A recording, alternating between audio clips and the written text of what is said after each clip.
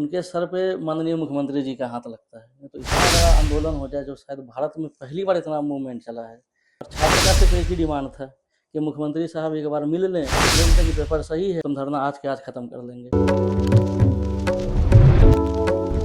नमस्कार, मैं आयुषी और आप देख रहे हैं द एचटी न्यूज। आज हमारे साथ इस खास बातचीत में राकेश कुमार जी हमारे साथ जुड़े हुए हैं। ये हमारे खास मेहमान एक असिस्टेंट प्रोफेसर के साथ साथ एक राजनीतिक विशेषज्ञ भी है। राकेश कुमार जी, आपका हमारे इस खास कार्यक्रम में बहुत बहुत स्वागत है। धन्यवाद मैम। आज हम राकेश कुमार जी से राजनीति के ऊपर बहुत सारे सवाल तो लेंगे ही, साथ ही साथ बीपीएससी को लेकर जो छात्र छात्राएं आंदोलन कर रहे हैं लगातार, उसके ऊपर भी बहुत सारी चर्चाएं करेंगे।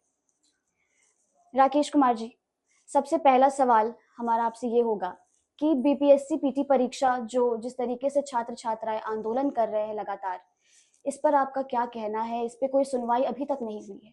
नहीं, सुनवाई जारी है। कल भी हाई कोर्ट में मेरिट पे पहली बार बहस हो चुकी है।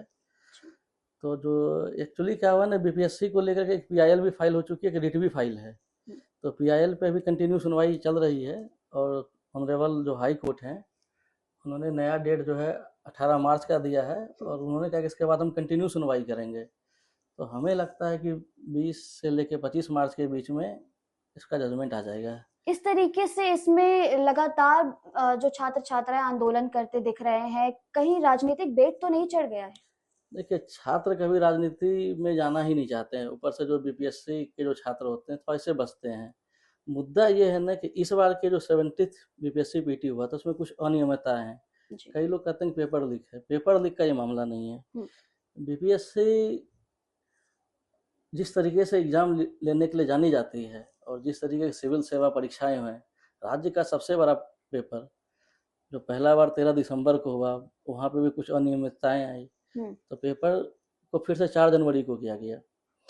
अब उनका जो रिजल्ट आया है उसमें थोड़ा सा जो है दिक्कत दिख रही है कि जो 13 दिसंबर को जो बच्चे पास किए थे और जो 4 जनवरी को जो बच्चे पास किए हुए हैं, तो 4 जनवरी के बच्चे में परसेंटेज ज़्यादा है कंपेयर विद द 13 दिसंबर। पहला। दूसरा कि आपने जो 2 अलग अलग पेपर हैं उसका रिजल्ट आपने कैसे निकाल दिया, क्योंकि दोनों पेपर तो अलग है जी। तो अब इसके लिए आपने कौन सा फार्मूला पैरामीटर स्केल लगा दिया कि आपने उस पर रिजल्ट निकाल दिया है, क्योंकि सेम कैलकुलेशन तो हो नहीं सकता और जीके में तो स्केलिंग लग ही नहीं सकती है कभी लाइफ में। बिल्कुल। तो आपने कैसे इसका रिजल्ट निकाला, ये भी एक बड़ा मामला है। पहला। दूसरा, तो उसके बाद का जो मामला आया, एक किसी कोचिंग संस्थान के 24 क्वेश्चन उनके मॉडल सेट से आ गए। इंडिया के इतिहास में शायद किसी पीसीएस ने कभी किसी मॉडल क्वेश्चंस को रिपीट किया हो, शायद। आज तक तो मुझे तो याद नहीं। 24 क्वेश्चन सेम मॉडल सेट से किसी कोचिंग के आ जाना दिक्कत तो दिखाता है। वो उतना 24 क्वेश्चन का एज तो वो बच्चा ले गया होगा जिसने उस पेपर सेट को दिया होगा। अच्छा, सवाल ये भी रहेगा राकेश जी कि जिस तरीके से लगातार जो राजनीतिक पार्टियां हैं, जो राजनीति के बड़े बड़े चेहरे हैं, राहुल गांधी, तेजस्वी यादव, पप्पू यादव, ये लोग सब आंदोलन में उतर आए छात्र छात्राओं के समर्थन में, फिर भी जो सरकार के कान में एक जू तक नहीं रेंगी, इसका क्या वजह है? आप कैसे इसको देखते हैं कि अभी तक कोई सुनवाई नहीं हुई? एक्चुअली जो मुझे लगता है, जो मनु भाई परमार जो चेयरमैन है बीपीएससी के, उनके सर पे माननीय मुख्यमंत्री जी का हाथ लगता है। तो इतना बड़ा आंदोलन हो जाए जो शायद भारत में पहली बार इतना मूवमेंट चला है। तो लगता है 17 दिसंबर से लेकर के आज तक कंटिन्यू मूवमेंट चल रहा है और मुख्यमंत्री आवास जहाँ से धरना है वहाँ से सिर्फ 3 मिनट की दूरी पर है। और छात्र का सिर्फ एक ही डिमांड था कि मुख्यमंत्री साहब एक बार मिल लें, वो बोलते हैं कि पेपर सही है, तुम धरना आज के आज खत्म कर लेंगे। एक राज्य के मुखिया से मिलने के लिए जो 3 मिनट की दूरी पर थे, उनको 2.5 महीने लग गए और आज तक राज्य का मुखिया उनसे नहीं मिला। बिल्कुल। तो ये तो एक दुखद है कि हम अपने घर के गार्जियन से भी नहीं मिल पा रहे हैं। बिहार राज्य के गार्जियन तो माननीय मुख्यमंत्री जी हैं, तो वो नहीं मिल पा रहे हैं इनसे। अगर वो एक बार मिल लेते तो शायद ये आंदोलन कब का कब खत्म हो जाता है। तो हमें लगता है कि थोड़ा सा राजनीति की जिद्द है यहाँ पे।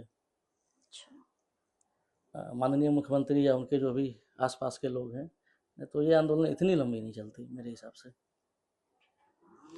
हमारा एक आखिरी सवाल ये रहेगा आपसे राकेश जी की जिस तरीके से अभी बिहार विधानसभा का बजट सत्र चल रहा है, ऐसे में जो बजट आया है उस पे विपक्ष जो है लगातार हमलावर होती दिख रही है, इसको आप कैसे देखते हैं? देखिए, जब भी बजट आया, हम्म, विपक्ष का काम ही होता है सरकार के खिलाफ हमला बोलना। हम्म, वो करेंगे ही। लेकिन याद रखिएगा, ये साल का आखिरी बजट है सरकार का। 5 साल पूरे होने वाले, नवंबर में इलेक्शन है। तो आप एक बिल्कुल ट्रेंड फिक्स रहता है, जो आखिरी बजट होता है सरकार बहुत सारे वेलफेयर स्कीम ला देती है, कई जॉब्स ला देंगे ताकि पब्लिक खुश रहे जी, और उनसे उनको वोट मिले। तो इस बार का बजट भी उसी टाइप का है कि पब्लिक को बहुत कुछ उन्होंने दिया, चाहे वुमेंस को दिया, चाहे किसान को दिया, चाहे यूथ को दिया, चाहे इंफ्रास्ट्रक्चर में दिया। केंद्र सरकार से तो उनको बहुत मिल ही रहा था। हम्म, 24 के भी बजट में मिल गया, 25 के बजट में भी मिल गया था। और राज्य सरकार ने भी इस बार ठीक ठाक बजट का पिटारा खोल दिया है। हम्म। तो अपोजिशन करेंगे ही, कहेंगे ही, लेकिन इससे फायदा जो होगा राज्य के युवा को होने वाला है। और राजनीतिक सवाल भी हम आपसे करेंगे राकेश जी। आप ये बताइए कि जिस तरीके से सदन में भी विपक्ष की तरफ से तेजस्वी यादव जो है लगातार नीतीश कुमार पर कटाक्ष करते हुए दिख रहे नजर आ रहे हैं, कह रहे हैं कि हमारे पिता ने ही 2 बार आपको, आपकी पार्टी को जिताया है, मुख्यमंत्री बनाया है। इधर से जो नीतीश कुमार है वो भी कह रहे हैं लगातार कि नहीं, हमारी वजह से आप लोग मुख्यमंत्री बने, आप बने। तो इस तरीके से जो पार्टियों में कटाक्ष देखा जा रहा है सदन में, इस पर आपकी क्या राय है? ये सिर्फ और सिर्फ एक राजनीतिक महत्वाकांक्षा है। मुख्यमंत्री उप मुख्यमंत्री का कुर्सी जो तेजस्वी यादव जी को 2 बार मिला, जब वो पहली बार उप मुख्यमंत्री बने थे तो शायद उनके पास राजनीतिक अनुभव शून्य था मंत्री बनने का। पहली बार उन्होंने नीतीश कुमार के देख रेख में उप मुख्यमंत्री पद का शपथ लिया।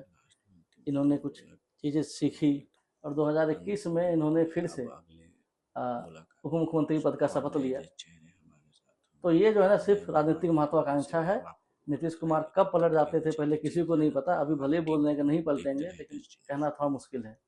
जी, तो जैसा कि अभी जो देखा जा रहा है कि विधानसभा का चुनाव होना है 2025 का, जिस तरीके से इसमें सारी पार्टियां एक्टिव होती हुई नजर आ रही है अब धीरे-धीरे, क्योंकि चुनाव काफी नजदीक होने को है। और तेजस्वी यादव जो कि एक बड़ा चेहरा है मुख्यमंत्री का भी, तो उनकी तरफ से भी बहुत सारी योजनाएं सामने आ रही है। माई बहन योजना उन्होंने अभी लेकर आए वो जनता के बीच। तो क्या लगता है इस बार जो है मुख्यमंत्री का चेहरा कौन होगा?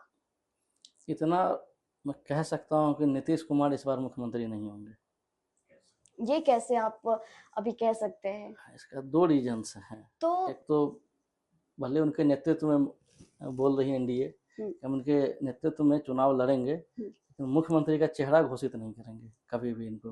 इसके 2-3 रीजन्स हैं। पहला, एक तो 20 साल 20 साल हो गए इस मुख्यमंत्री का और आज तक एक उद्योग नहीं लगा पाए। हम्म, बिहार का बजट 3,17,000 करोड़ के आसपास है, 3,16,000 कुछ है के आसपास का बजट है। हम्म, अगर आप देखें कि कितना छोटा बजट है ये, जी, और आप इस पर ला रहे हैं स्कीम्स स्कीम्स स्कीम्स, हम्म, पैसा कहाँ से लाइएगा?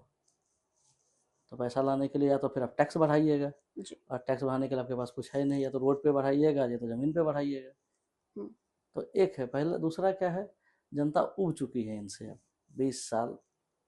वो भी क्या करते हैं, कभी इधर से कभी उधर से सपोर्ट लेके मुख्यमंत्री बनते हैं। हम्म, आज तक कभी आपने देखा है कि नीतीश कुमार अकेला अपने दम पे चुनाव लड़ के हम्म, लेके आए हैं? सीट कभी नहीं लाएंगे। अगर अकेला लड़ गए तो 10 सीट भी इनको नहीं आना है। दूसरा लाइन, मुख्यमंत्री आते कहाँ से हैं? हमेशा विधान परिषद से। फिर विधानसभा का चुनाव पिछले 20 साल से नहीं लड़े हैं ये। अब राज्य का मुख्यमंत्री खुद ही चुनाव नहीं लड़ेगा और राज्य का नेतृत्व करेगा। आखिर मुख्यमंत्री काम अच्छा कर रहे हैं बुरा कर रहे हैं, इसका डिसीजन तो जनता को होना चाहिए ना। जनता ले एक बार वोट करे, जहाँ से लड़ना चाहे लड़ने। विधानसभा का सीट 243 सीट है कहीं से भी, लेकिन चुनाव ही नहीं लड़ते हैं। सिर्फ बोलते हैं कि हम जो है सुशासन बाबू हैं, एक बार आ जाइए मैदान में। तो ये सब दिखता है सबको कि नीतीश कुमार कभी आज तक एक इलेक्शन नहीं लड़े 2005 से लेकर के आज तक।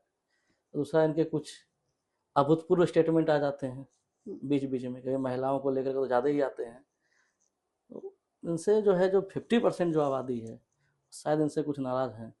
तो मुझे नहीं लगता कि इस बार बीजेपी भले सत्ता में आ जाए, एनडीए सरकार भले ही आ जाए, लेकिन मुख्यमंत्री नीतीश बाबू नहीं होंगे। और एक पार्टी और उभरती आ रही है प्रशांत किशोर की, तो उनको भी हमें लगता है कि 10-20 सीट तो आएंगे, लेकिन किंग मेकर ही बनेंगे। किंग बनने का उनका सपना शायद इस बार पूरा नहीं हो पाएगा। जी। तो ये आपकी एक ओपिनियन है, आपका अपना एग्जैक्टली, हाँ, पॉइंट ऑफ अपना व्यू है ओपिनियन। जी। तो दर्शकों, आज इस तरीके से हमारे साथ राजनीतिक विशेषज्ञ और एक असिस्टेंट प्रोफेसर राकेश कुमार जी हमारे साथ जुड़े हुए थे। इन्होंने अपनी राय रखी कि बीपीएससी के छात्रों को जिस तरीके से आंदोलन करना पड़ रहा है उस पर अपनी राय दी। राजनीति जो गलियारों में चल रहे हैं इस वक्त, बजट सत्र चल रहा है, विधानसभा का चुनाव होना है, इस पर भी अपनी राय दी। और इस ऐसे ही खास मेहमानों के साथ हम आगे भी आपके साथ जुड़ेंगे। तब तक के लिए हमें इजाजत दें। नमस्कार।